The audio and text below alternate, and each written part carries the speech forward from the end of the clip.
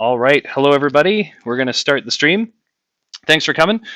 So, like I mentioned before, I've got my lovely partner in crime, Guiltykitchen, with me on the stream. Do you want to say hi, Guilty? Hi. There she is. And again, my apologies if we have an echo. We're actually sitting in the same room on two different devices, so we're going to get a little bit of an echo. I am recording this session so we can post it later. So today we're going to go over a couple of things. We're going to go over NFTs, just the basics of NFTs. What are they? How do they work? What is minting? And then also go over what does Guiltykitchen do in the NFT space. I've mentioned a few times now that she is actually a paid employee within the NFT space, which is kind of cool. She gets paid in Ethereum. So she's going to talk a little bit about that as well. And then, of course, if there's any questions, drop it into the stream chat, and I will do my best, and she will do her best to answer those questions. She might not have all the answers because Guilty isn't a developer, but we'll do our best to answer whatever we can. So, Guilty, do you wanna start in? I'm just going to mute myself. Sure. So let me just check my notes here. So what is an NFT? I don't know if you guys have like any knowledge whatsoever of NFTs, but NFT stands for a non-fungible token. Don't ask me what that means because I don't really know. NFTs can be a lot of different things. I would say mostly in the space right now, they fall into a couple of categories. Mostly when it started, PFPs would be the most popular one, so that's profile picture. CryptoPunks, Bored Ape Yacht Club, that's kind of where they started, just buying a cool picture for your Twitter profile or Discord server, whatever. And they've gone exponentially up from there. The two that I mentioned are on a moon mission at the moment. I think the floor price, so I don't know if I think that's kind of an NFT word, but floor price is like the lowest anyone's willing to sell their NFT for. Bored Ape Yacht Club floor price is 50 ETH at the moment. CryptoPunks, I'm not sure, but it's somewhere in the 100 ETH range. So there's those ones. That's probably about 75% of NFTs are profile pictures. Just coming up in the space now are music NFTs. So you buy an NFT and you get the rights to own a song, or the ones that I've seen are maybe 30 seconds, a minute long. So that one's still kind of developing at the moment.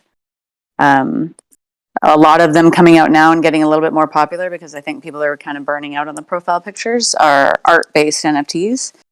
So really you're getting a very original piece of art that you own and your name is attached to it. It's on the blockchain. So just like any other piece of art, you can collect them and then maybe sell them in the future to turn a profit. So I think the reason a lot of people get into NFTs, probably about 95% of them, are to buy them and flip them for profit. Other people are collecting them. I've actually never sold an NFT. I've only bought them. I think they're kind of cool to collect. Like Adrian has pointed out, they are kind of like baseball cards. So a lot of people are just collecting them. They're collectibles. And they sit on the blockchain, so you can follow them around, see where they've been sold, see how much they sold for, and a little bit better than a regular piece of art. So where you have no idea what the person bought it for and what you're buying it for. I think I have a couple questions here. Why do people buy NFTs? So that's a good question. I think a lot of people are in it for different reasons. Obviously, what I covered before, people are trying to make a profit. That's a big portion of it, just like any kind of token or crypto coin is people are trying to mint it and then turn a profit.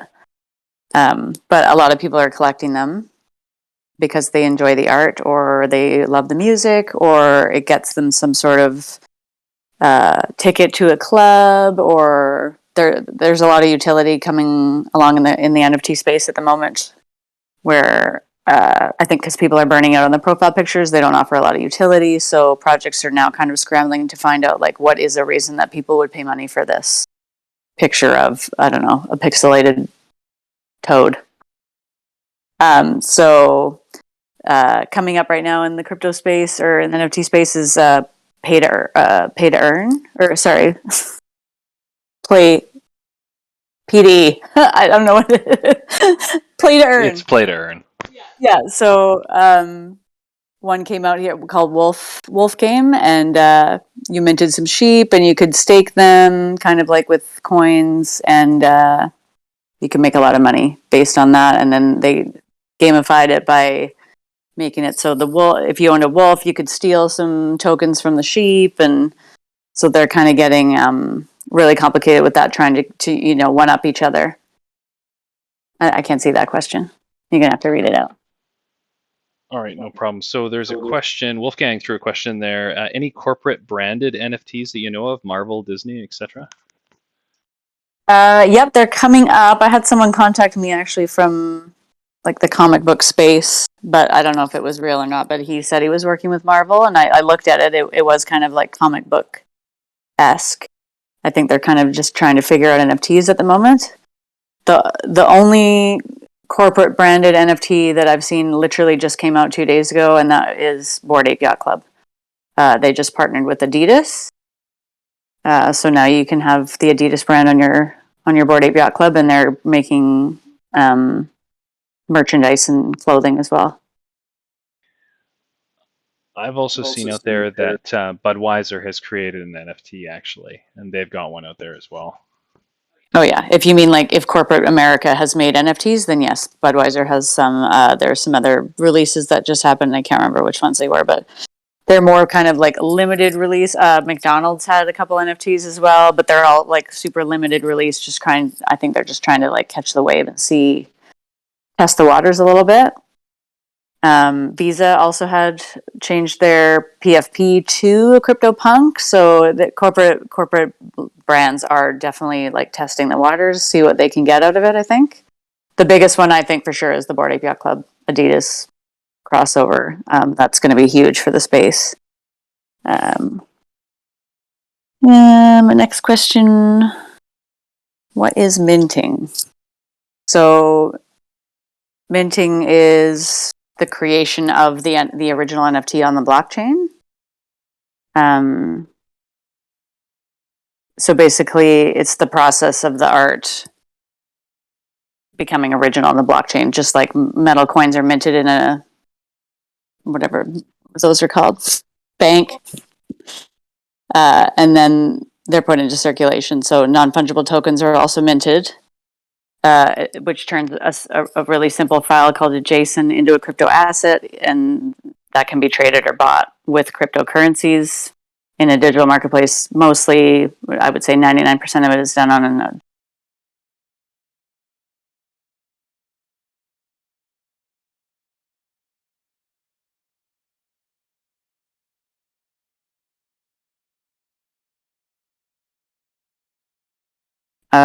If anyone's trying to buy your NFT or sell you an NFT through your DMs on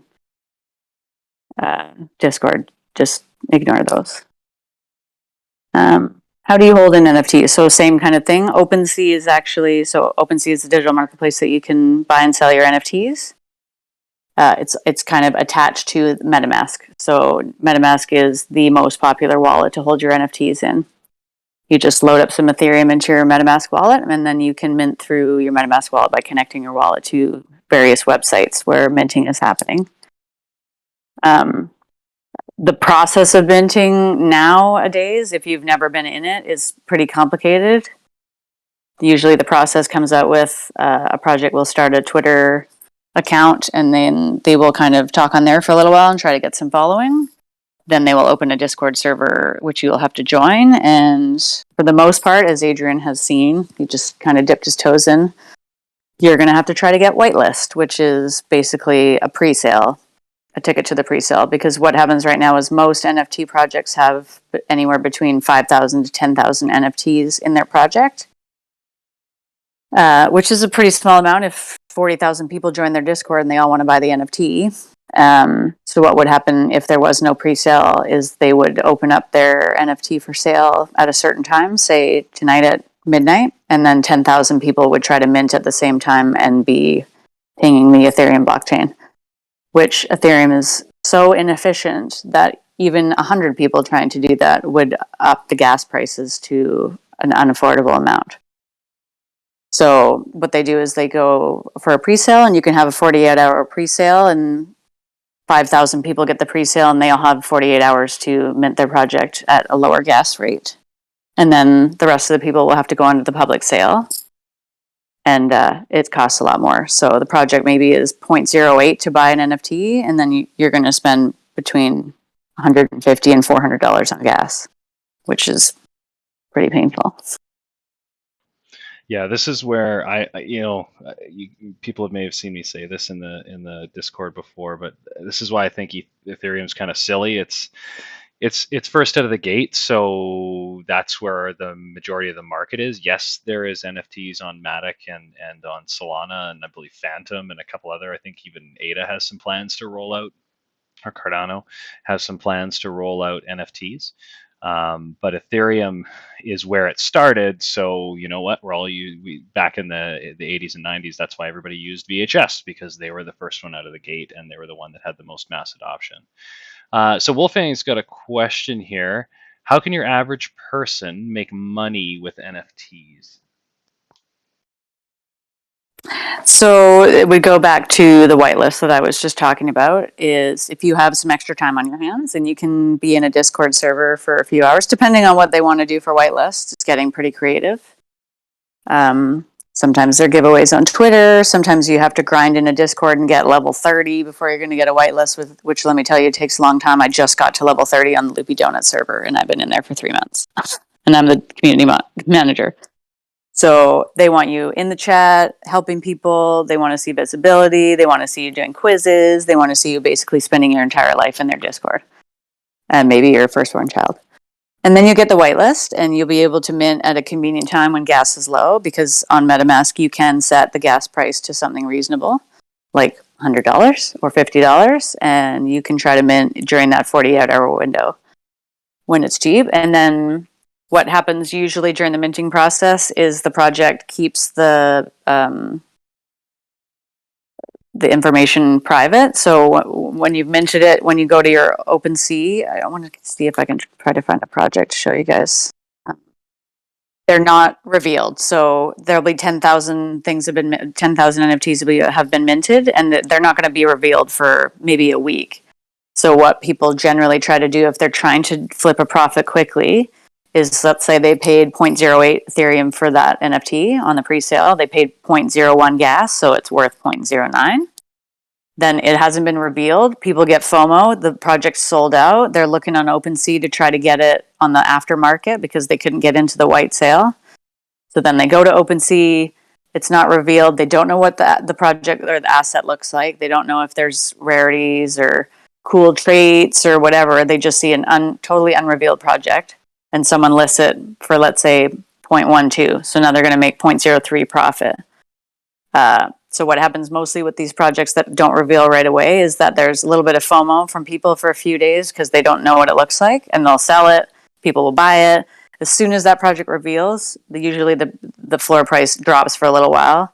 If it's a good project, it'll come back. But in that little space of 4 or 5 days where it goes from being unrevealed to revealed, lots of people are flipping it and making a profit. So I would say that's the normal process for people flipping these projects. So I'm trying to find some stuff on OpenSea here, and I can't easily find one that's not revealed. But essentially, so I've picked this one here. This is the Cool Cats NFT. Oh, you got one? Do you want to let me know what that is? I'll bring it up. Okay, so Guilty here. I'll send this over to me. So essentially, you'll go to OpenSea. She'll send me one here. I'll take a look at it. But you'll go to OpenSea and you'll see how many items there are, how many owners there are, the floor price, which she's mentioned. So that's kind of like the average low price there. Okay, perfect. Thank you. Let's go to that one. And that's, so again, that's what the average price is. That's not what the actual price is. Yeah, here's a perfect. It's the lowest price people are willing to pay. So let's go through this. Sorry. So here we go. So these ones here, you can see that this one's trying to be sold for 0.085, 0.117. So they're selling it for above what the minting price is. because they were able to get a whitelist, they were able to mint it, and now you don't know what it's going to be. So you try to flip it on the open market and hope somebody's going to want to buy it, and it'll be rare and they'll get more money on it. So one of the things that's interesting in this marketplace is that, as we're all keenly aware, Ethereum was very, very, very inexpensive very recently, and so a lot of people accumulated Ethereum back at those low prices, $80, $100, under $1,000.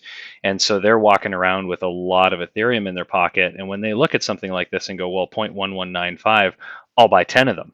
Because you know what? I bought that ETH for $100 2 years ago.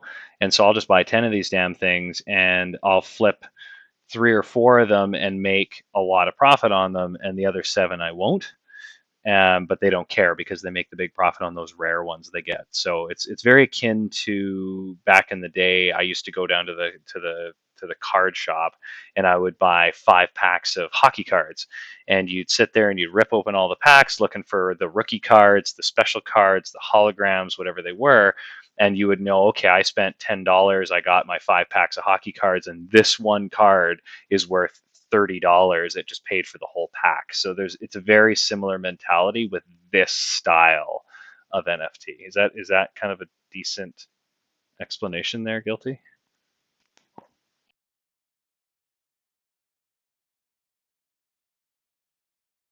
Yeah, pretty accurate. I kind of want to buy one of these now. I only have one question left, unless anybody has any more questions, but it mostly has to do with what I do in the NFT space, which is, like I said before, I'm the community manager for Loopy Donuts and another project for someone that we know called Tasks NFT. So basically, I'd like to say I just moderate and run the Discord server, but in Loopy Donuts, I do a lot more than that. So I am writing the articles for the Medium every week. I'm running the contests. I'm running the game night. I'm doing a movie night. I'm working on the merch. I'm working with the product manager and the marketing manager, and I'm doing the social media now.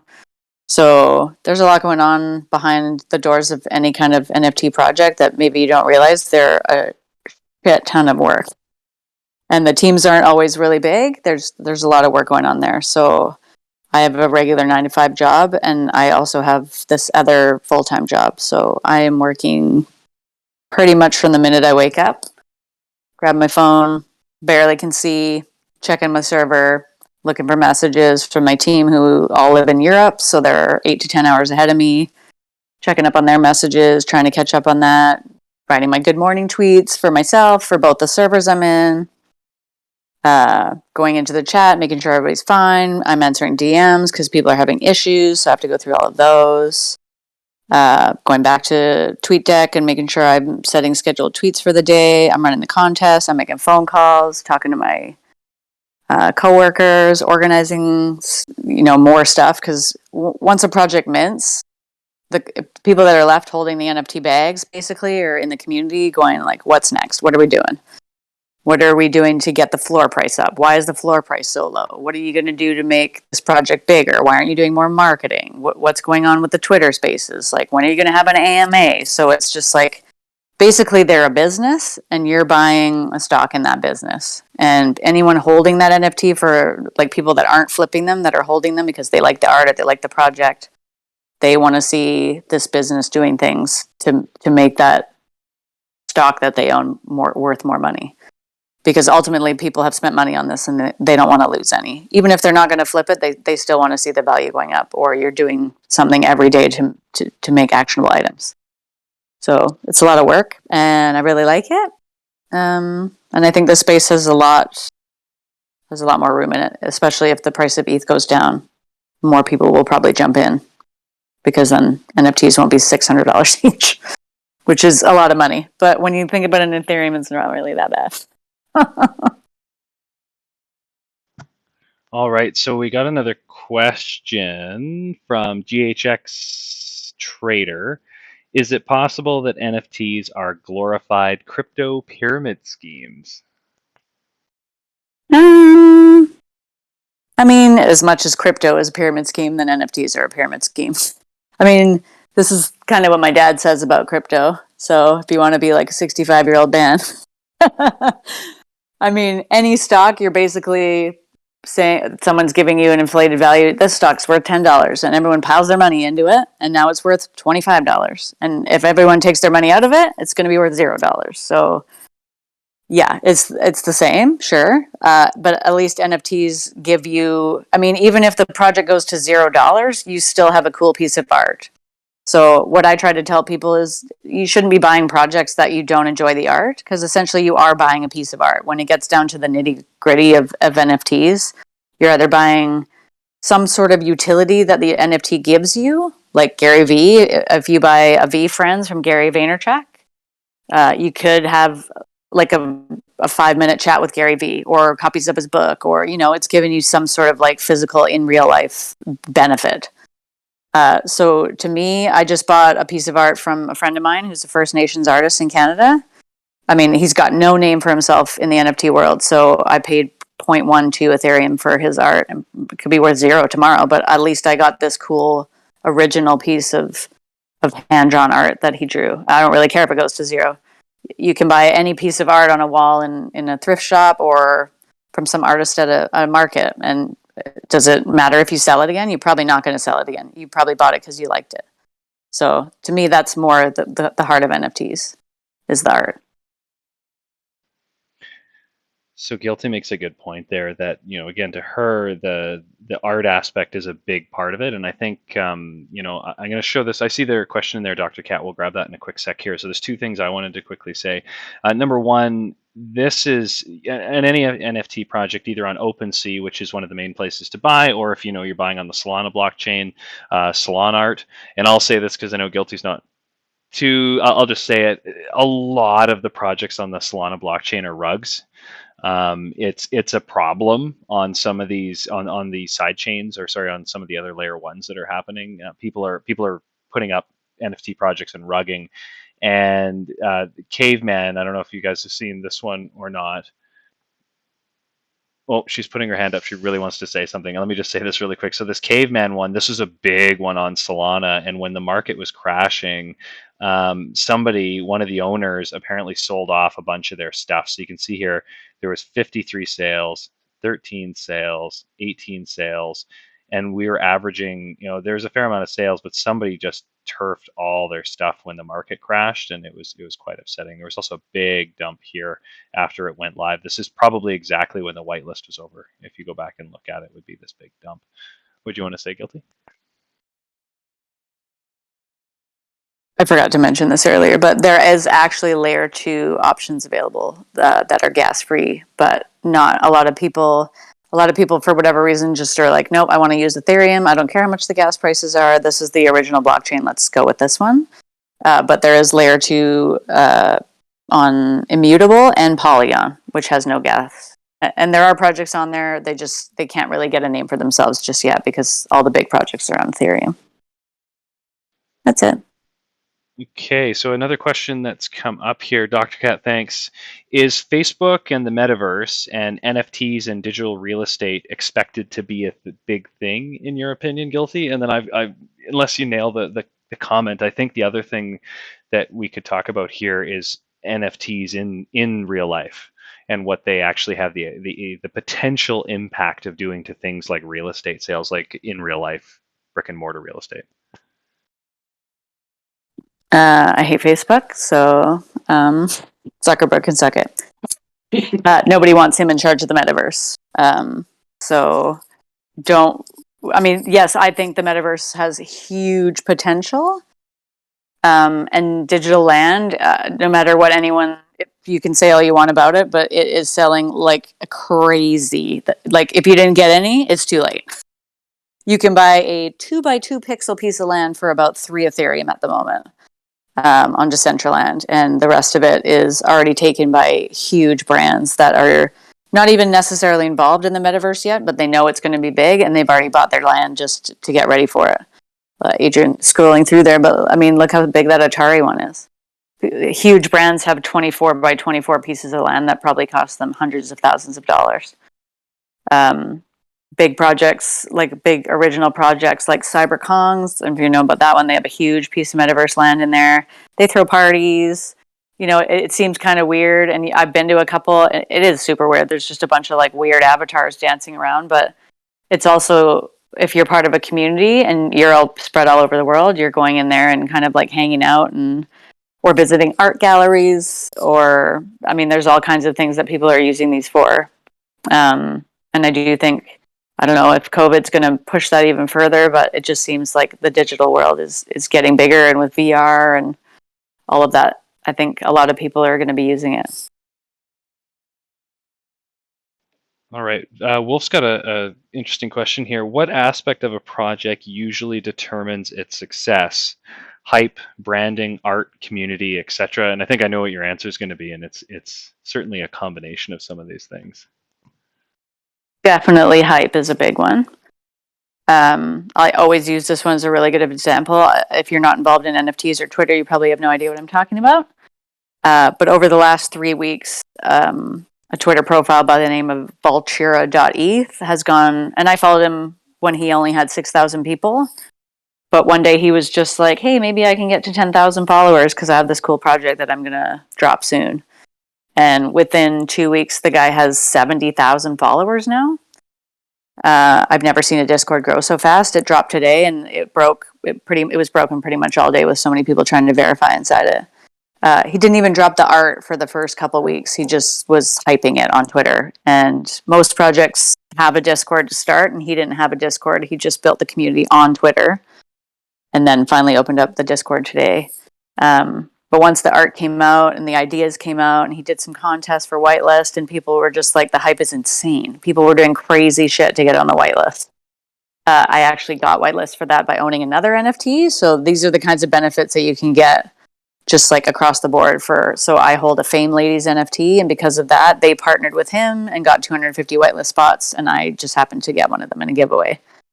And that one I can guarantee is going to be worth a ton of money. So I'm pretty happy about that. Do you mind, I've got one thing I wanted to mention that speaks to this as well is if you, like Guilty mentioned, hype is one thing, but notoriety is another. So I think you've seen me quote a guy by the name of Ben Cowan or Benjamin Cowan in the chat a few times. Ben, if you don't know Ben, check him out on YouTube. He's awesome. He's no nonsense. He's a little full of himself, but no nonsense. Macro crypto TA information and financial and fundamental analysis. Awesome guy. So he created a NFT, and you can see here's his NFT items, and they sold for quite a bit. So this one in particular, this is just the first. I think this was one of the first ones. But if you look at this, 207 ETH volume traded. So let's just do a little bit of math here because math is hard. So let's say we're talking an average of 4,500 for. It's almost $1 million of trading volume for a guy on YouTube who doesn't have any ads whatsoever. So he was able to put these NFTs out, and they're beautiful NFTs. And if you know Ben and his whole shtick, it's pretty neat stuff. He's created some pretty cool art. So actually, let's see if I can actually play this one. I don't know how it'll work on the stream, but let's see if it plays through. It's unmuted.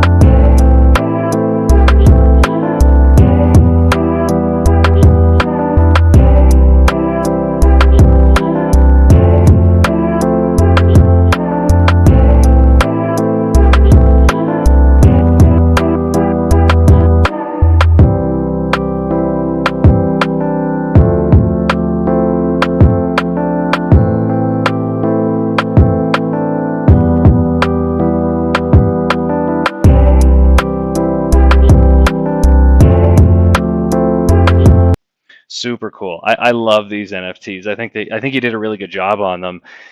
And I mean, the music is kind of cool. So basically, what he did is he paid somebody. He came up with an idea of what he wanted, and as he's scrolling through the room, there's a chessboard in there. He's all about chess. He's on a moon mission, which is why he's on his with his suit on. And then he hit one of his things is nobody gets out of bed for X price on a crypto. So there's the Moon Man getting out of bed because he's about to go on a moon mission. So he built a lot of what he is, his brand, into this NFT. And what was really cool about this NFT was that he burned them. So he said, okay, there's a few of these. I think this one in particular, he only allowed 10 of them. And I think this one, he only allowed 10 of them or something like that. And then the other ones, he had them as unlimited amounts would be sold. So you could buy this particular NFT as many times as you wanted, or as many of them were going to be created as or minted as people wanted to buy. But then on October 31st, they were burning everything else. They were shutting it down, and there was going to be no other NFTs made. So now he's made something that's scarce. So he's effectively created his own little Bitcoin in a piece of art. So now you look at some of these prices, like this one's quite inexpensive, really, 0.12 ETH. But if you look at this one, it's sold for 3 ETH, and now they're trying to sell it for 5.49 ETH. Like, this isn't small dollars. And he will get a small portion of the fees that get when these things change hands from person to person. So one, he gets the money when they're actually initially minted, and then two, it's ongoing money that he gets for the fees. So back to the question of hype, branding, art, community, etc. What can really determine this? I agree. I think hype and notoriety is number one. There is something to be said for hyped up projects, though. A lot of them burn out really quickly because the hype is so much. If you guys have heard of Mechaverse, there was 250,000 people in their server before mint, and they just had a lot of shit go wrong. And their floor was like 5 ETH or 4 ETH or something crazy, and then it went down to 1 ETH. And what is it sitting at now? Go up. I don't even. 0.1 ETH. 0.18. No. What's the floor? 0.18. I think that's the wrong Mechaverse, Adrian, but anyway, it dropped a lot because they had some stuff go wrong with the contract, and so hyped up projects, I think the risk is a lot higher when you go into hyped up projects, depending on what the hype is for. Branding, I mean, Adrian's right. If some famous person makes one, they're going to sell out. There's no doubt about that. When Gary Vaynerchuk made his collection, it sold like crazy, and they're super expensive. Like, they're crazy. CryptoPunks and Bored Ape Yacht Club were actually below 0.1 ETH, I think, to mint. But they were the first. So they have that with scarcity, that rarity. They were the first ones. So they have there's nothing really special about them except that they were the first ones. And the team behind them is CryptoPunks has no team. So there's never going to be anything different about that project. They have zero utility whatsoever. Bored Ape Yacht Club has real life events. They have cool merchandise. They are, they just partner with Adidas, so there's lots going on there. That banana token is CyberKongz, not Bored Ape Yacht Club. So CyberKongz was an original project as well, but they only had 1,000 NFTs, so they had a scarcity thing going for them. But if you bought an OG CyberKongz NFT, they had a token called Banana, and the Banana token at one point was $90, and you get 10 of them a day for 10 years. So those people literally never have to work again because they bought that. It's crazy. I don't see a lot of projects doing that kind of money now. I mean, we'll see when Coinbase launches their NFT platform. It could be the beginning of the start of NFTs all over again, because there's going to be so many new people in the space trying to, be part of that. But other than that, I think it actually is a little bit of a puzzle and a mystery as to how big projects get big, because there's definitely an oversaturation in the market right now, and there's just a lot of projects to choose from. So people are a little bit choosier. I think the art for some people has something to do with it, but I think more people are looking for utility versus art at the moment anyway. Less collectors and more degens.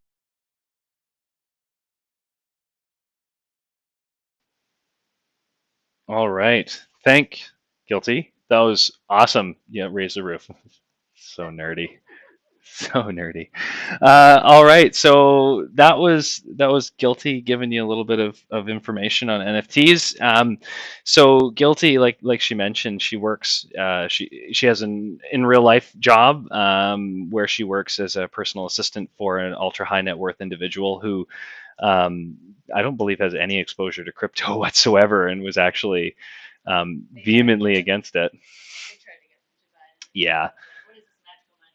Yeah, so that's what she does in her day job, and then pretty much every second of the day that she's not doing that, she's working with the Loopy Donuts group who I had open there. As she mentioned, she's the community manager, so she's in their Discord constantly. They did a big launch today, which was kind of cool. They started the Loopy Club, and so she gets paid a salary from Loopy Donuts for that job, which is kind of cool. Getting paid in Ethereum, and it's helped us a lot. It's at the same time, it's been a hell of a lot of work. She spends a lot of time on this. This is why I have so much time to be in in the Wolfgang and trading and all the rest of it, is because she's so busy with this. So thank you, Guilty, for being a part of this. I know you're not too shit hot on public speaking. Thanks, guys. It was a pleasure. All right. So we'll jump into the next piece. We'll try to keep this relatively short. It's 8:41 already, and I was going to just go over some charting things, just some basic stuff, some things I've been hearing, and some questions that I had last night. Actually, Bard is Bible, Paper Trade, and I all hopped into a stream. I just started a stream because you know what, you guys can see what's on the screen right now. Everything was crashing like crazy. Um, Guilty and I were actually sitting here watching TV, having a beer and relaxing. And then the market started crashing. My phone started going crazy with a specific application that I use that I'll mention again here because I think is really a worthwhile one if you want to keep your finger on the pulse of things. It's called CoinGlass. CoinGlass allows you to see open interest, 24-hour volume, long shorts, and wrecked numbers, which is kind of interesting. Who's been wrecked and how many liquidations, or what's the dollar value of liquidations in any given period. So if I bring this up right now in a 24-hour period, so it's here it's 8:42, 1.87 billion dollars worth of perpetual or futures were liquidated in the last 24 hours. That is an insane amount of money. That is insane. So, anyways, CoinGlass, I can't say enough good things about it. It's a great application. I'm not making trading decisions based on CoinGlass. And I can't say I'd recommend you do either, but it's certainly another data point to look at. And it served me quite well to keep a finger on the pulse of what's happening in the market. So I wanted to go over some really simple things, just some basic things. As simple is probably a bad way to describe it because for some people this stuff is not super simple.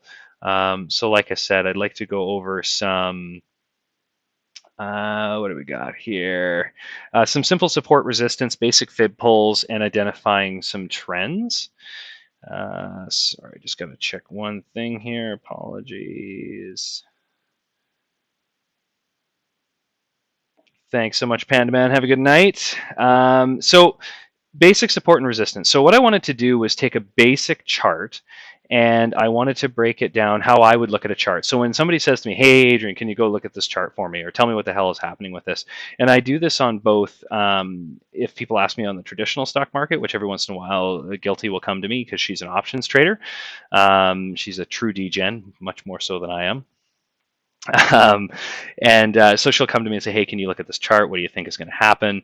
The problem is the style of charting that I've learned to do. It doesn't. I don't know how well it lends to options trading. I'm toying with the idea of getting into it. Everybody seems to suggest that I should get into it, so I think I might listen to people and take a look. But anyways, it because of course options is based on volatility, which I've never really paid too much attention to, other than, hey, this coin isn't really reacting, so maybe it's going to pump.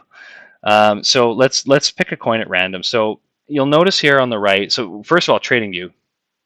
It's the software that I use. I think it's the software most people use.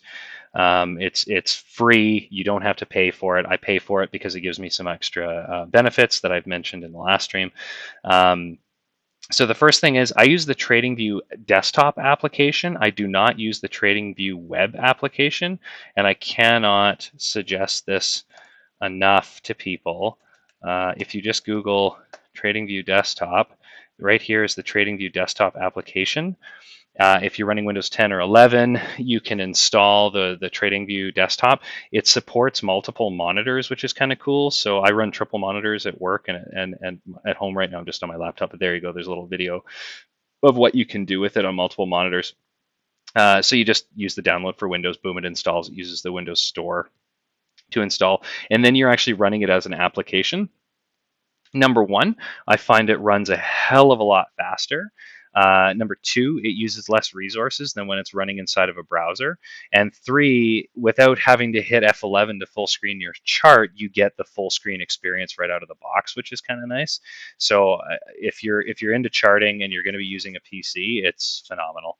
Um, so the key here, just remember, hit Control S every once in a while to save things. It does autosave.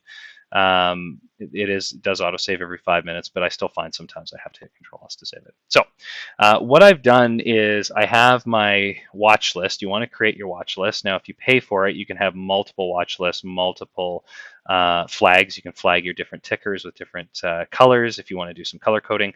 I have a few different sections here. I've got Kraken because I used to be only using Kraken, so I have every single ticker that's in Kraken. Stonks. This goes back to when I first started, and I was very naive. I called these stonks, but these are in here because I do truly believe that it makes sense to pay attention to SPY specifically is the big one that I watch, to see sort of what's happening in general in the equities market as it relates to technology specifically. But this has grown. You can see there's Beto. I've got that there, which just looks like trash. Look at that. That's bad. Anyways, so I've got a few of these in here. Also, I have some of these in here because some of these are ones that Guilty has had options on, and I've gone, oh, I want to see what the chart looks like because I want to see what I would do as an entry on that if I was trading it. So you can create your different watch lists. I have one called Currently Trading. It's my main watch list. One thing I have done is I've created these sections. So I'd recommend you do this because after a while you get a lot of coins, like a lot of tokens and tickers that you're looking at. And I'm just going to sort of rapid fire some things that I've learned and heard out there that's really helped me. Um, Bitcoin, of course, is the big boy. We always talk about Bitcoin. I chart Bitcoin on a regular basis. I keep all sorts of different levels on it. I have fibs pulled on it constantly at lower time frames and higher time frames. I also keep 2 Bitcoin charts going. Sometimes I'll even have 3 of a specific chart going because one I'll use for my own TA, and it's too messy. I don't want to share it with a group. And so I'll have one that I use where I have sort of big macro ideas on, and then I'll have another chart that I use for really short term. So I keep the short term one for myself. I don't really post this one. I guess this one I have posted quite a bit because I've got some of my 50s and 6.18 levels on it and stuff. So you can add the same ticker from different places. So when we go add, this might be really, really obvious to people. You can pick crypto, so you're only looking at crypto. Type in BTC, and you have a number of different BTC options that you can choose from. So BTC USD, the perpetuals contract, spot trading pair, and FEMEX, Coinbase, whatever the hell it is you want to add. So you can add multiples so that you have the same chart, but you can do different things with it. Bit of a pro tip here. Bitstamp has the most data. That's kind of the one that I've noticed that all the guys use on YouTube, and it's the one I use for the most data. So when you're looking at it and you want to look at a weekly chart and you want to go back, come on, there we go. And you want to go back to, like the inception or as far back as you can. This one goes back to 2011. Yes, this is pretty much the inception of Bitcoin. You can go all the way back with this particular Bitstamp. So I tend to use Bitstamp for the one that I'm posting in the chat because I like to show lots of data. It gives you the ability to show macro trends, that kind of stuff. So I also separate them again into sections. So this is very, very easy to do. You simply have your ticker in there, you right click, you go add section, it adds a section. You can then rename this section, right click, rename section, and now you've got your section. So they don't do anything, they're just delineators. They don't do anything at all. So sometimes you'll have these big lists of tickers like I do here. So what you can do though is you can select multiples at one time. So I can click this one.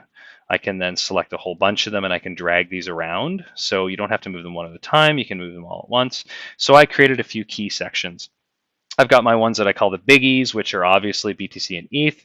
I've got 3 for ETH because I've got different information on each of these. This is the one that I posted, my super bear dance that me, Paper Trade, and Bard did the other day. And then I also have been watching the perpetual contract a bit more on Binance just because of the difference between that and the price of the actual the USD pair, because there is a difference based on the calculation of how the perp is pegged to the actual spot. And then, of course, ETH BTC. Everybody's seen me chart this one a million times. I like to watch ETH BTC because it gives you a bit of an understanding of, well, one, how is ETH comparing to Bitcoin in terms of strength? And right now it's on a bit of a moon mission, which is kind of exciting. We're kind of at these highs from before. Of course, we got a ways to go to get up here. If we do get up there, that's the whole idea of the flippening. I'm not going to get into that now, but it's actually kind of interesting. There's a bit of a cup and a handle building here. Interesting. So anyways, ETH BTC is good to watch if you want to see when alt seasons are going to take off. With this kind of power that ETH has over BTC right now, this is one of those things that would show you maybe alt season is coming. So anyways, just another data point to look at.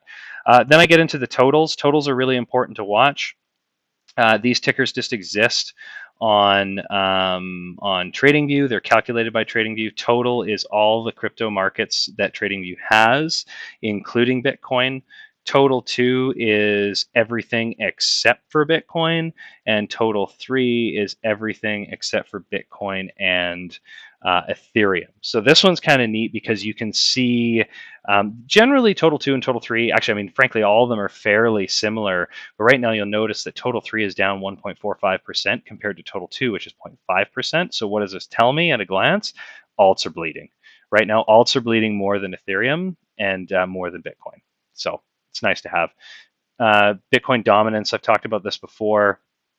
You could do a whole session on just Bitcoin dominance and how it works and what it is. Essentially, it's Bitcoin dominance, and there is Ethereum dominance you can look at. I personally don't watch it, but at some point I'm sure I will. Essentially, Bitcoin dominance is of the total crypto market cap that exists, what percentage of that total crypto market cap is actually in Bitcoin only, because it's the big daddy. It drives the entire market.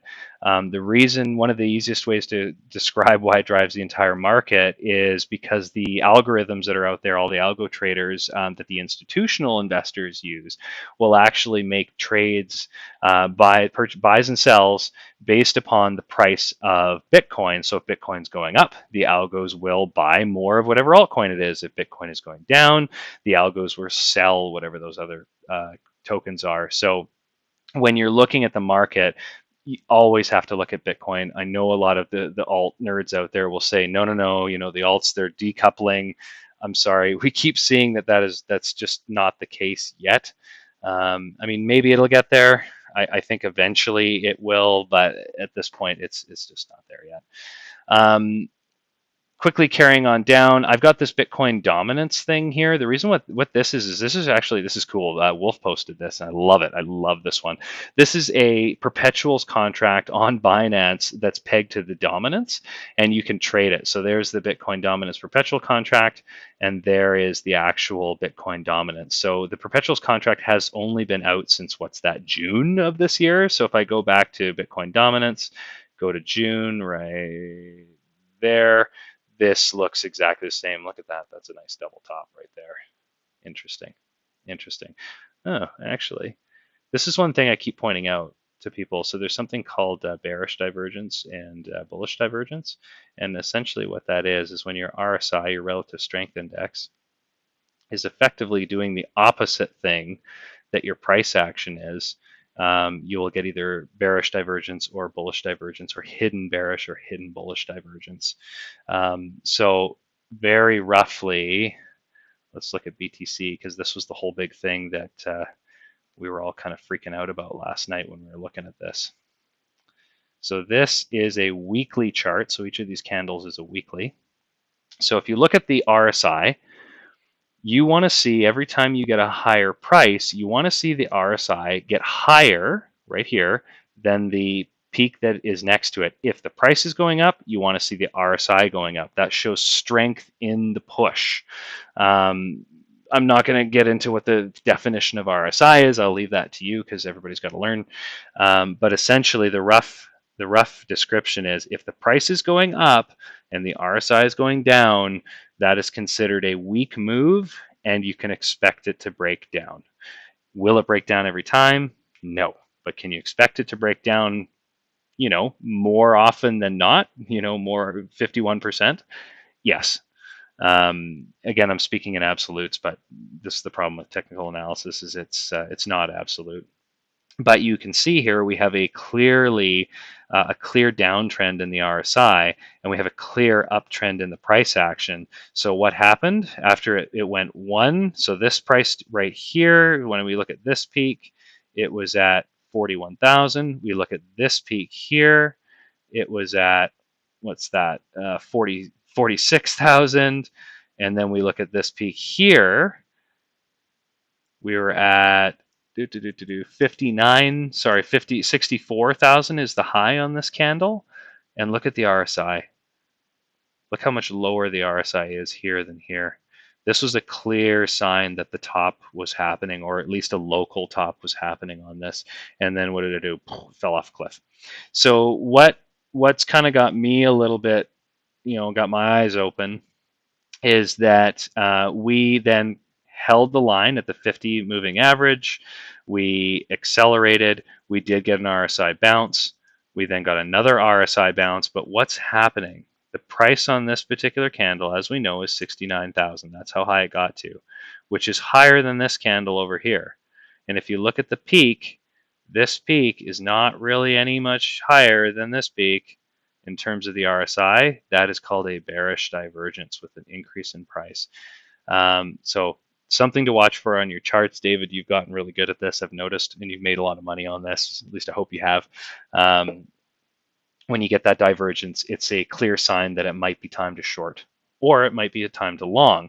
So if your price is going down, but the RSI is going up, it's the reverse. It's called a bullish divergence, and you're looking for these. This is how you can spot these trend reversals. It's a second data point to show these trend reversals. So just dissecting this chart one more time, we have what's called a rising wedge. And what's really interesting is if you look at this right here, this is also, if we look at the daily, this is also a rising wedge. So this is when we went up to 69. We had a clear rising wedge. And a rising wedge, I think it's 66% of the time it breaks down and 33% of the time it breaks up. So we're looking at this rising wedge. But the RSI on this rising wedge, so we've already drawn this line. It shows that it's an uptrend. Look at the RSI, clearly down. So this is a bearish divergence because the RSI does not match the price action. And what did it do? It dumped. Where did it dump to? Now, this is where it is somewhat arbitrary, but they say, the chartists say that the technical target for when you fall out of a rising wedge is the width of what the entrance or the opening of the rising wedge is. So what you do is very simple. You draw a line from the top to the bottom. You drag that to wherever it falls out. So be it up here, over here, wherever it falls out. And that's where the technical target is that it's going to get to. So this one fell out right there. This time I drew it. See, like even this, I drew this one slightly bigger than I drew that one. But look where the price ended up getting to. It hit it to the nose. And what's interesting there was, I remember we were all trading this. Me too. This 2 days of green, it was so euphoric. Oh my God, it's turning around. This is great. Things are getting more bullish. This should be good. And then it fell off. So now this kind of gets into what I wanted to talk about today, which was simple support and resistance on a chart. So let's grab a chart. The reason why I was going over all these sections, so many things to go over, but I'll get into this quickly. Back to these sections. I've got these sections, my totals I talked about, and then I've got Adrian trading first, and then I've got Adrian trading second. And of course, I've got Wolf's coins that he says that he's going to be trading. So I want to keep those separate because those are the coins I know he's watching. And you notice I've got 2 Digibytes here because I posted a chart on Digibyte. So I have one that I'm doing my own TA on, and then one that I take pictures of and throw up on the chat. But one thing I've learned, because if you look through this list, I don't even know how many are in here. Like there are so many friggin' tokens in here. And these are all tokens that I've either seen somebody else trade, or I've stumbled across a perpetuals contract on Binance or on KuCoin. And so I go, okay, I'm going to add that to my list. And naively, you think, well, I'm going to have all of these in here. I'm going to sort them by percent change or something. Go, oh my God, quant. Okay, quant's going up. It's up 3.67%. I'm going to try to trade that. The problem is, and you can and will make some money playing random coins that you don't look at very often, but you will make more consistent money if you get to know a few coins that move with some level of regularity. You look at Wolf picking a few coins to focus on. If you pick a few coins to focus on, you can really start to learn that coin and understand what the price action is to, probably at least better than a coin you'd never look at. And you can start to make better calls on it and trade it more. So I have a list of the coins. These are my coins. You guys have seen me trade and post trades on all of these waves, LTC, E-Gold, Theta. These are all the coins that I like. These are the ones that I've learned the price action of or gotten better at learning the price action of. Some of these I've never posted on. BTS is one that I'm still looking for an entry on. ONT, I'd like to get into at some point. But I don't post trades on them because I don't know the coin well enough yet, and I'm not really confident to throw a trade out there for it yet. And I'm not, probably not taking a trade on it myself. But it doesn't mean I'm not going crazy in the background, charting the shit out of it so that I can start to get a better handle on the price action. Which is why I'm starting to do GRT and Solana, which I haven't been trading much of. But now I'm starting to pay more attention to, so I can start to trade. So if there's one tip I can give you, it's keep your watch list to a minimum. You don't need to look at 60,000 coins. You don't need to look at even 20 coins. It's really good to simply look at the amount that you can manage. Big Cheds. Big shout out to Big Cheds on Twitter. He's quite good. He trades in a very similar way to the way I trade, which is why I think I like him so much. His rule of thumb is 15 to 20 tokens, no more than that. So why do I have mine separated into Adrian first and Adrian second? Because these are all coins that I wanted to trade, Lena, Zill, all the rest of these. But the reason why I've separated them out is because the coins that are in Adrian first are coins that are actually in an uptrend, in some kind of an honest uptrend, except for Litecoin. Litecoin is confirmed as a downtrend. It's below the 200-day. If we look at it on a weekly chart, I'm sorry, that is not that's. I mean, yeah, we got a bit of an uptrend there, but this is like it's never taken the higher high. But the reason why I like this one is because we get these killer pumps on it, and I love these pumps. These are great to make money on. But essentially, what I did is I went through all of the coins that I like to trade, including Atom, this shitcoin, and HBAR, and all the rest of it. Even Bake, I was all about Bake. I thought Bake was going to turn and become a big thing, but like, look at that. You cannot look at that coin and say that that's healthy, because it's not. That is a clear downtrend. I mean, there is no doubt about it. And so why? I mean, look at it's. Oh yeah, sorry, I'm on log right now. Why would I trade this? It is in a clear downtrend. Well, because maybe I'll catch it on a bounce and it'll go up. And maybe I'll catch it at one of these bounces and I'll go up 68%. But why would I trade that when I can look at something like Tomo Chain, which when I zoom out on, this is again on the weekly chart. Look at that. That is a clear uptrend. Clear uptrend. And has been in a clear uptrend since when? When is this? Since July 2020. It's been in an uptrend. So why would I waste my time trading Bake when I can trade Tomo, which has these beautiful wild swings? I mean, let's sandbag and go from the 50-day to the top of the channel. It's 174%. And it did that there. It did it there for 400%. And it did it here for 75%. So why would I trade Bake? So what I kind of did is I went, okay, well, yeah, these are coins that I want to keep watching on because at some point they're going to turn around and they're going to make money. But right now, I'm just going to sort of give them a passing glance. Like, look at Filecoin. I love this coin. I think it has a potential to do something like this again. But right now, this is shit. It's not doing anything.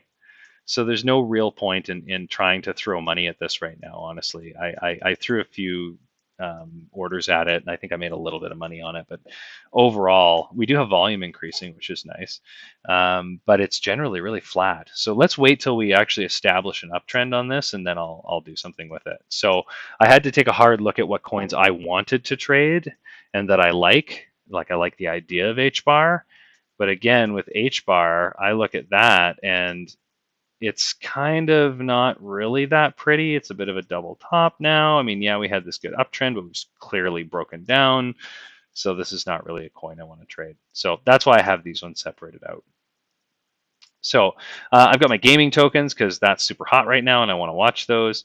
I've got some spot holders. So these are coins that I personally hold in some level of holding. My meme tokens. And yes, Dr. Oliver Burry, I put LRC in there because this is straight meme for me. And then I've got my shit coins. These are the ones that, you know what, and some of them aren't shit coins. You know, I will say right off the bat, I've got XMR at the top of this because I think XMR is a really cool coin. I like the idea of this coin, and it's had this crazy parabolic move, and it still hasn't done anything since then. Um, Really, I mean, it's had a couple of big moves here and there, and I know Wolf has posted this one, and people, have, myself included, have made money on this coin. But overall, compared to some of the other ones that I'm looking at, like VeChain, it just doesn't have the volatility. It just doesn't have the movement that I personally want to get. So I have these coins on here so I can look at them if something comes up, but they're not moving enough that I really want to do anything with them. You know, there's ICP. I know this is one of Wolf's big coins, and that's great because he's watching that one. That means I don't need to really spend too much time looking at it. So I don't really trade these coins, but I have them here in case I want to look at them. So let's look at this now. So let's go through this process that I had talked about here. Let's talk about what do you do with support and resistance. So let's use XMR because this is a good example. So when I look at a coin for the first time, the first thing I do is I zoom out and look at the weekly chart immediately and try to just figure out, you know, what has this coin done in a given period of time. And I also use a log chart. Thank you, Wolf. This is something you've really shown me is the best way to look at charts. At least it works the best for me. Is a logarithmic view of the chart. So there's our logarithmic view of this particular coin. You can see it had this parabolic run from the May crash, and now we're way up here. Look at the RSI and go, okay, well, what did the RSI do? Okay, so now I got a basic feel for the coin.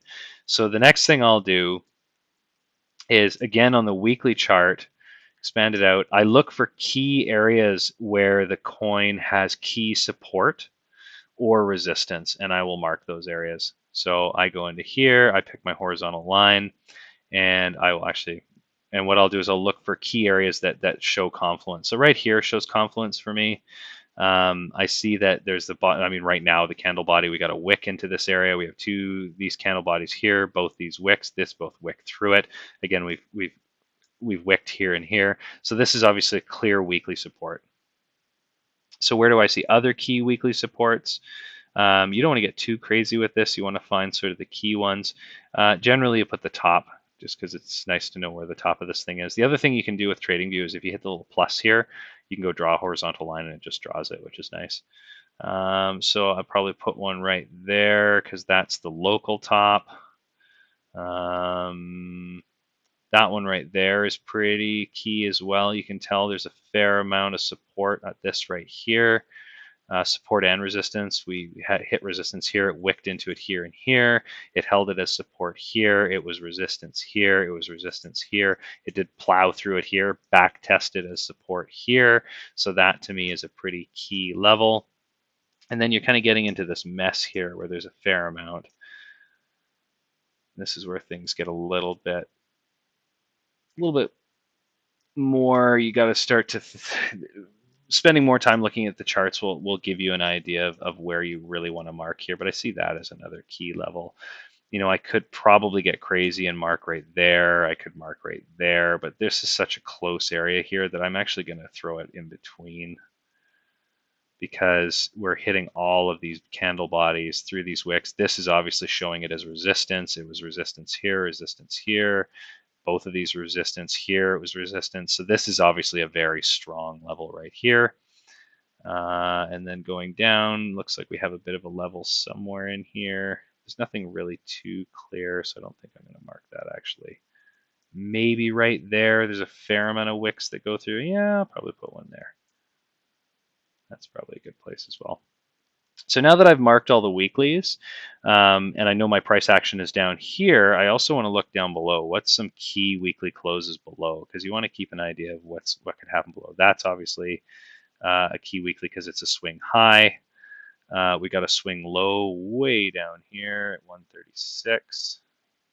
You don't think they're going to come down there until they do. And then there's this whole range in here. This is kind of an ugly range. Maybe right there, probably closer to there. I'd probably put a block there.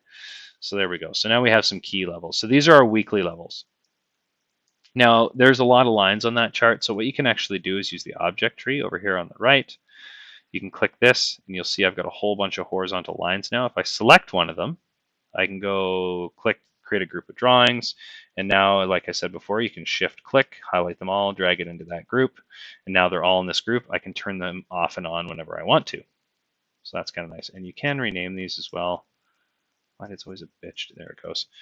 So we'll call these weekly support / resistance. And so the next thing you do is, sorry, my dog is snoring beside me here, is you go to the daily chart. And you look for some confluence on some of these daily candle closes. So here's what's interesting now. So we've marked some of these weekly closes. Look at how the price action uses them and plays within them so much. Look at this range. This range right here is like, this is, if you're scalping, look at this beautiful range. Not even scalping, this would be a bit more of a swing trade, but it's, you short it here, take some profit, long it when it gets down to this support, take some profit, sell it off here to, or at least take some profit because it might continue on. But essentially, that's how you would play this channel over this many days. But now, looking at this in a daily chart, what you're going to do is you're going to mark off your daily key levels of support and resistance. So I'd say right in that sort of area right there is a pretty key level. And then generally, I'll use a different color for that. Let's just make it, I don't know, green, something slightly different. And these are all pretty well marked based on their weekly, so I don't really have to mark anything there. Maybe in there somewhere. You're kind of playing through that area a little bit. Some of this is, yeah, so that's a fair amount actually. That feels like it's pretty good. And then what you want to do is even go down one level lower, go to your 4-hour chart, and lo and behold, look at our weekly and our daily. And look where that wick went, right to the weekly support. Right to the weekly support. Blew through a couple dailies and hit the weekly. And then let's look at this one. It blew through a couple of weeklies and bounced up, and now it's hanging out at this weekly support. So the older, or the deeper in the candle length, so deeper in the time frame, generally the stronger the support. So if I go to the monthly, I will do monthly sometimes as well. So if we go back to this, let's just turn off our, where the hell is it, weekly support. I'll leave those two dailies because why not? And let's just go like this. So now we have our monthly candle closes, and you can see a bit more, like right in there. That's obviously a very strong area. Let's make this yellow so it really stands out. Right there looks pretty big, which is also a daily. And that one it's not closed yet, so we can't really go with it. So there's our monthly candle closes. Monthlies are also like magnets. So essentially these areas, these weekly closes and these monthly closes are like magnets. You can expect to revisit them again. And you can expect to revisit them again. So now if I go back to my 4-hour chart and start to look at what's happening here, throwing on these monthlies. So not only was this a daily, but what's interesting is now that I've put on my monthly lines, look at how these are adhering to the monthly and the daily. Like they're very similar similar areas. So for me, if I look at this monthly is key. I mean, look at how the price is hanging out here. And then this monthly here is also key. It bounced off it here and here and here, found support, found support, found support, broke through. So this is kind of your next big support if you're talking monthly supports. So this is a little scary that there's all this open air here. If you're familiar with, oh, so there's some support there. So obviously there's something going on there in our 4 hours. So this is also why you go down to the 4 hour. You throw support there. Yeah. So we did bounce off a pretty key level right there. But there's not really anything in between that. There's a little bit of action in there, but yeah, maybe right in there you might get a wick off of. But you can kind of expect, because we know that this one is a monthly close, that if this thing breaks down, you got to get support off of this 179.2, or you're going to fall right through, most likely, to this next level down, which is 155.4. So that's one thing you can do.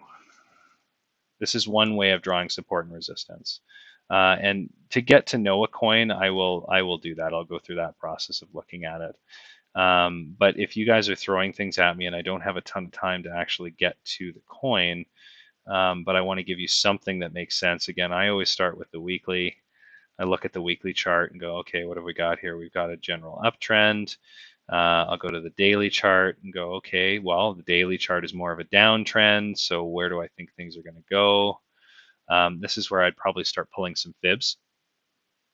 So you look for key points in time where big events have happened. So there's a couple of key points. There's the May crash, there's the July turnaround, and there's the September crash. If we're talking sort of shorter term, and these are points where I will, so again, we got the May crash, we've got the July 19th turnaround, we have the September crash, and now we have our latest crash as well. So these become anchors in your TA, and where you try to. It becomes a point where you can reference off of, and generally because they're really big swing highs and swing lows, WD Gann would tell you that these are critical points that you're going to be running your fibs off of. So if I go through and I look at this coin and I go, oops, and I go, let's turn that off, and I go, okay, let's pretend from here over, from like June or July over, isn't here yet, and we want to do some level of prediction of what the hell is going to happen here. We're going to pull some fibs. So I'm going to pick my fib tool. It's in this one. It's in this third item down, fib retracement. I also have added it to my favorites. I'm sure you guys have seen charts with all of these on them. So the ones I use most often. Now, essentially, when you're doing the fib tool, if you want to figure out when the price is going up, you go from the swing high to the swing low. So we got our swing high up here, swing low down here. We drag it out. If we want to figure out if we think the price is going down, we pull from the swing low to the swing high.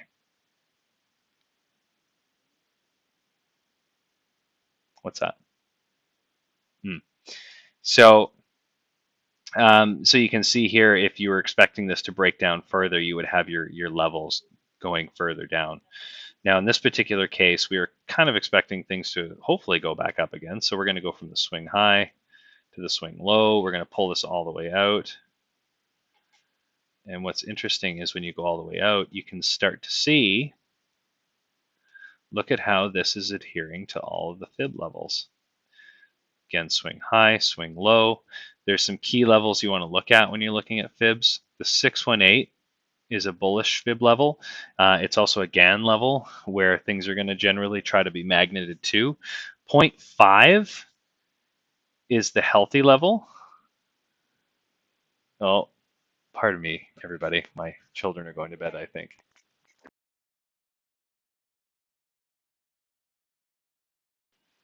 Sorry about that. So the 0.5 level is the other level. So essentially, if things are staying above the 0.5 or at the 0.5, you consider them quote unquote healthy.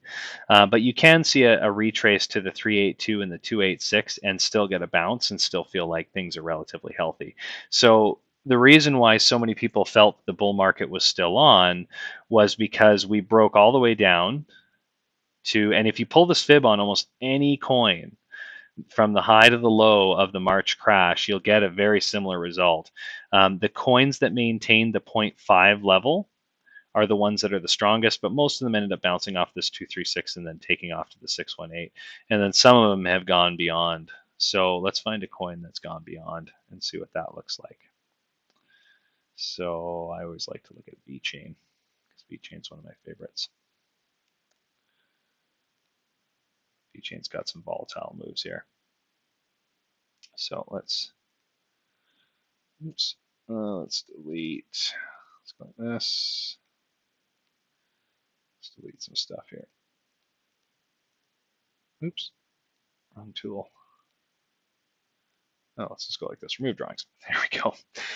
So if we go from the swing high to the swing low on VChain, so there's the swing high. It's not the same swing high location as the previous coin as XMR, and the swing low is also not the same previous location. This swing low actually ended up bottoming out farther on. So let's drag it all the way through this price action, and look what happened.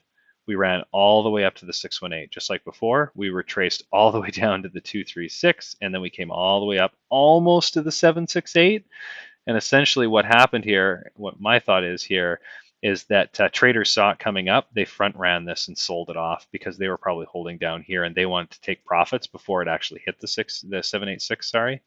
And then it fell all the way through, and now we've gone past the 236. A wick isn't really too big of a deal because you want to see things bounce back up. I don't put a ton of stock into wicks. I put stock into the bodies of the candles more than the wicks.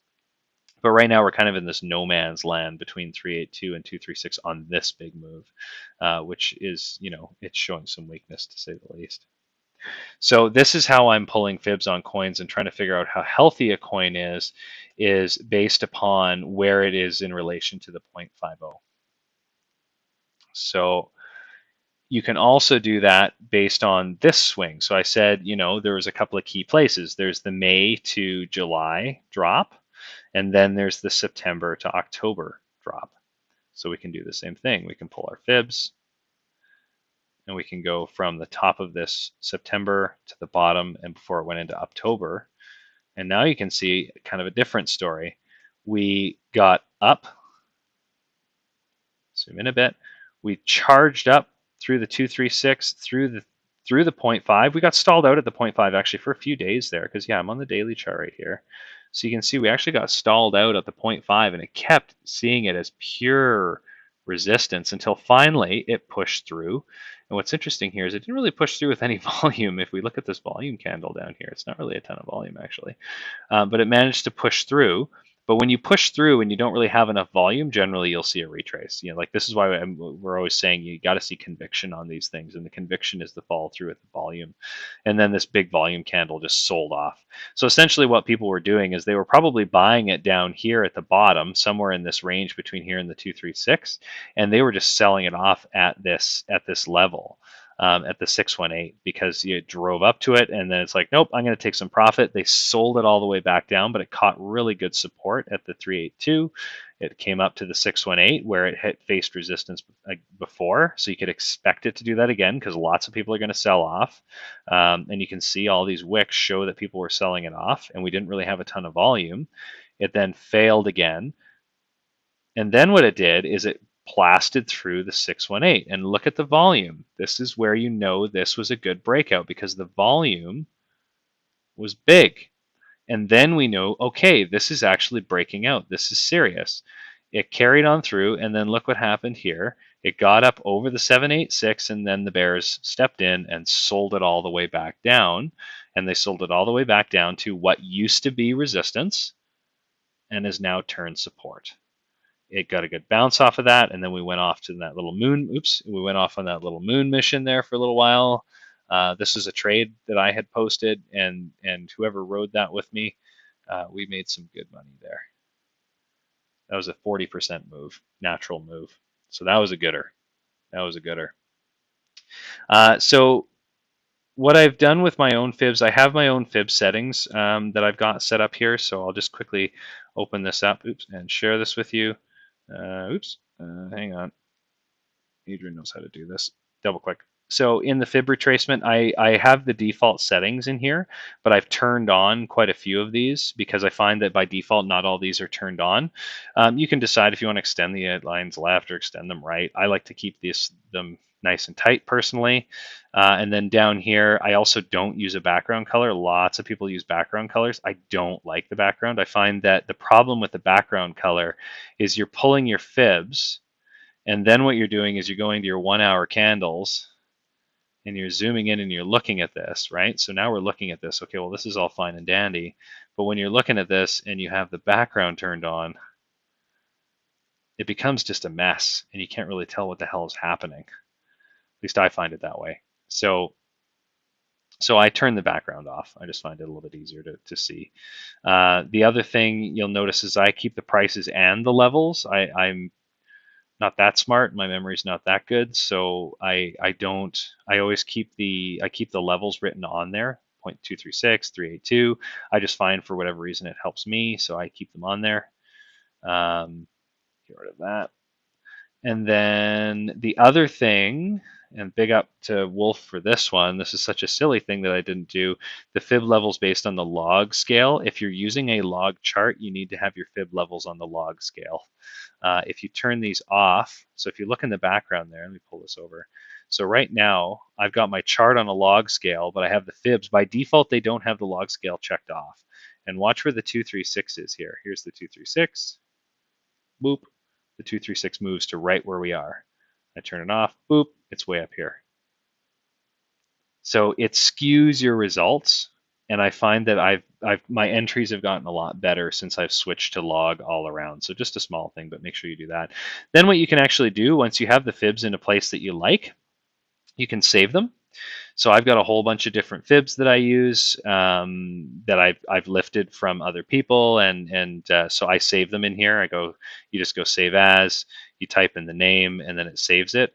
If you want to save over top of the one that you've already got, I simply go save as and just type in the same name. I'm sure there's an easier way to do it, but that's how I do it. And then I can hold my fibs.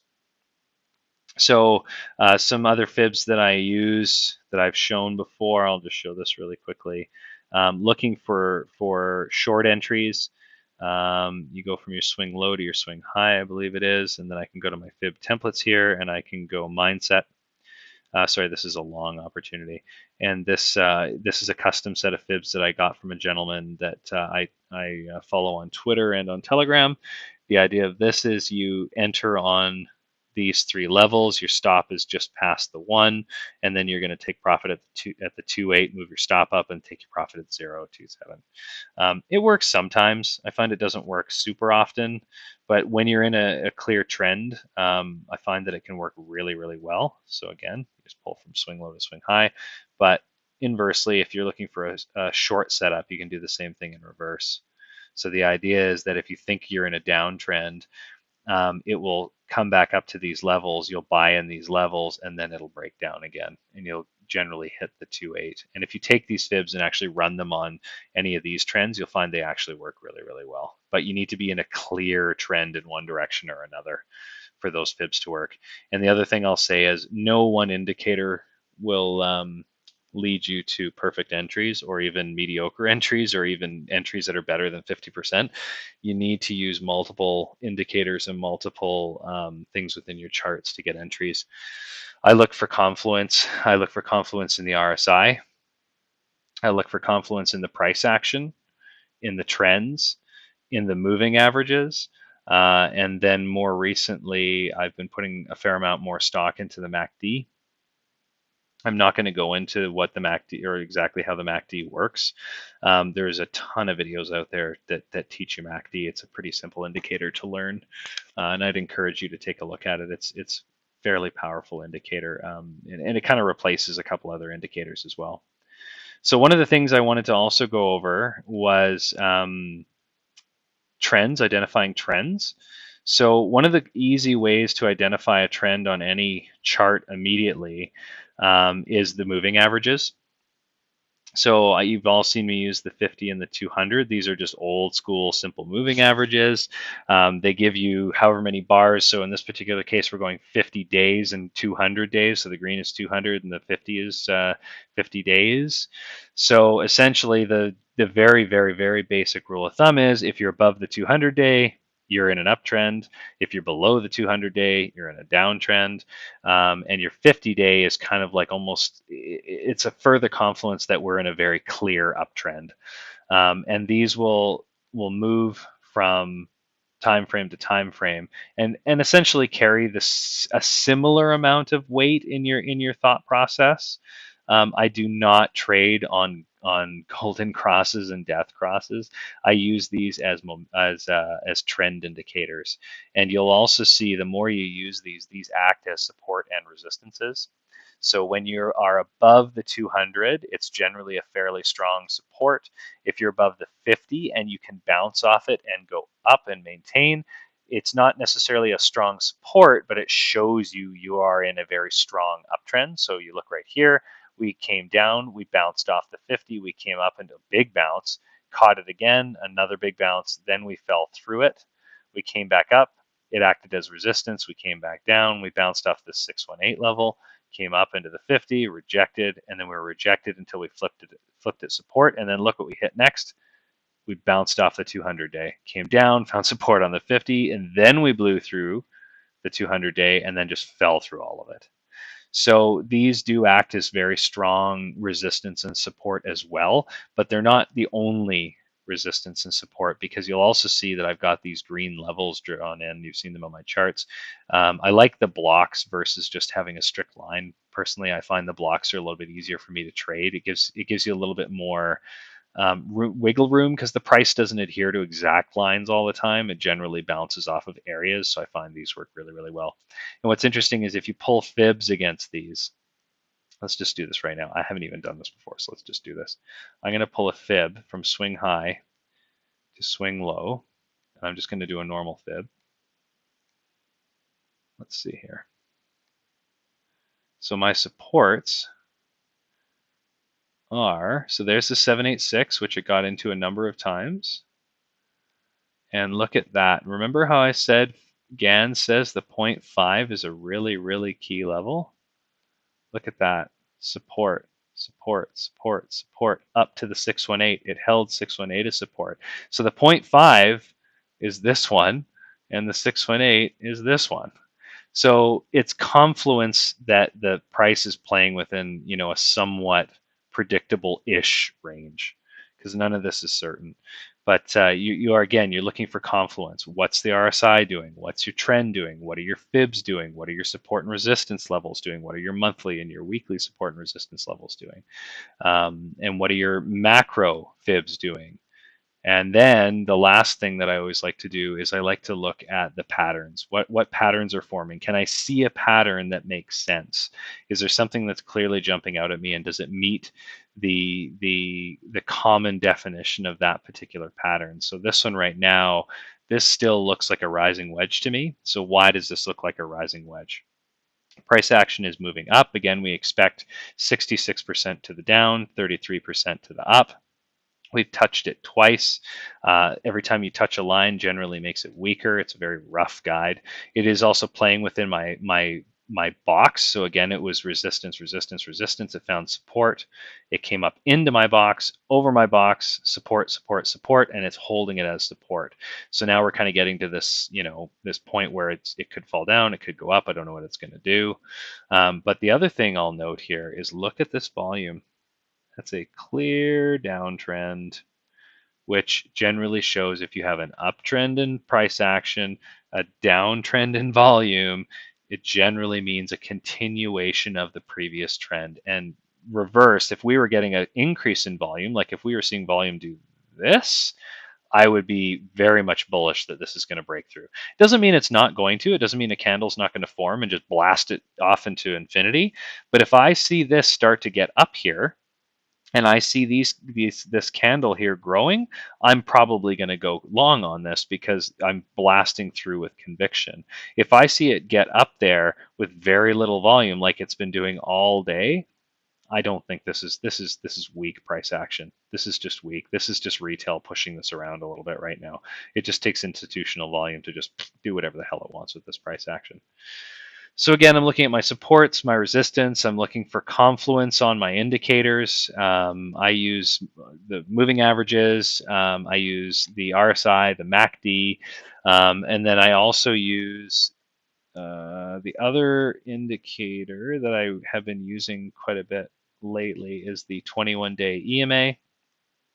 On shorter time frames, it's very noisy, which is the exponential moving average.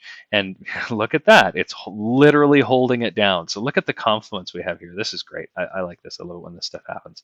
So number one, we've got a pattern. Number two, we're at a key level of support. Number three, we're being held down by the 21-day. If I look at this, this looks bearish. So am I going to short it right now? Maybe if I want to front run it, I could short it, but it has made these silly moves up throughout the day with little volume. I mean, it moved up, what is that? 6% today with like little to no volume. So it could push up another 6%, and then you're down 60% or even more if you're 10x or 20x into a long or a short, sorry. But what I'll do is I'll wait for confirmation.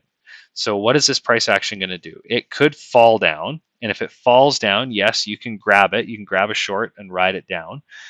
Generally speaking, and this is where patience is so key in trading, what you want to see is this go down, come back up, test this as resistance, and then fall down. So you would buy on the retest. The problem is that the market makers know that's what you're going to do, so they might run this retest. They may actually run that retest higher. So what they'll do is they'll dump it, bring it back up into the wedge, and you'll go, oh shit, oh shit, oh shit, and then they'll dump it down. And that's where you have to trust your TA. That's where you got to trust that you have conviction in your trade. The other way you can do this is kind of what Phil had done today on his trade, where he showed all those Luna attempts that he made. Is you just keep going at it. But you put your stop so tight, like right there.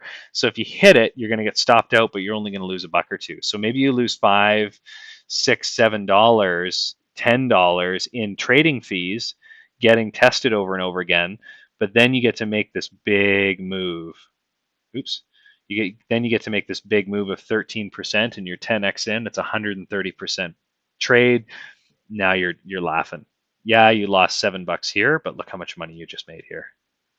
So that's where having conviction in trading. That's why I was so, when I saw him post that, it's like, this is something everybody needs to know.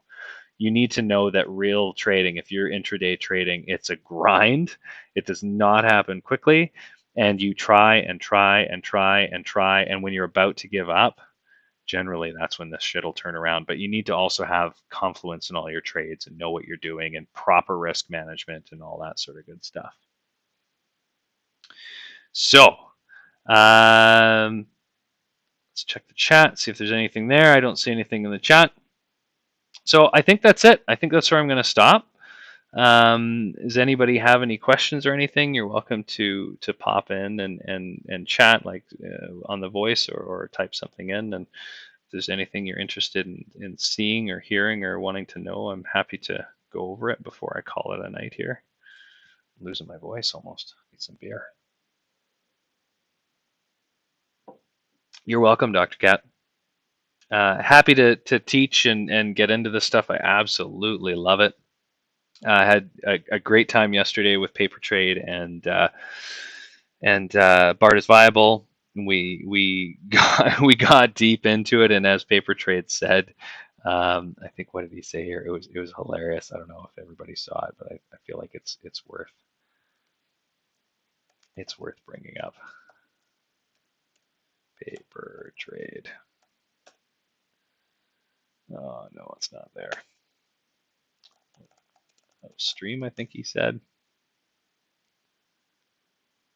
There it is. So we'll jump to this. This is what he said the record of the stream was us having a hell of a bear dance, and I have to admit it was. It really, really was. He brought something to the table. I brought something to the table. Bard brought something to the table, and all of a sudden, um, this mess was presented to us. And I still think we're going to see a rise up to the top of this wedge and perhaps even blow through it as an out. I think we're going to see this potentially down like this, charge up, maybe even through it. And then I think that's inevitably what we're doing. I hate to say it, but I think this is what's happening. It's not going to happen that fast, obviously. It's going to take a while to get through this. But if we use our bar tool here, so let's just steal these bars and move them over top, that could happen very, very easily. And that would take us up to 112, which I don't think we're going to get up to. I think it's going to be more like that, where we're going to break out of it. This is going to become more like this. This is going to become more like this. The volume is going to continue to just piddle along. And then we're going to see this thing fall apart. I think we're going to see something like, and this is just pure speculation, but then you're going to see something like this. Something like that is going to happen. I hate to say it, but it's just, I think something like that's going to happen. But we're ready for it. We're ready in both directions. Why do I think this is the area it's going to get to? When you're looking at these trades or when you're looking at this price action, generally speaking, we always retrace to key levels of support. Where's the next key level of support? Well, this has never been tested, and this has never been tested. We blew right through these. We didn't back test this at all. We didn't back test. I mean, maybe there's a bit of a block there, but it's all below that high. We never back tested either of these 2 points. So the likelihood of coming back to it is extremely high.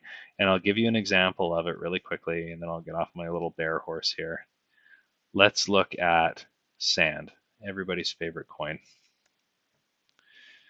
If we look at sand,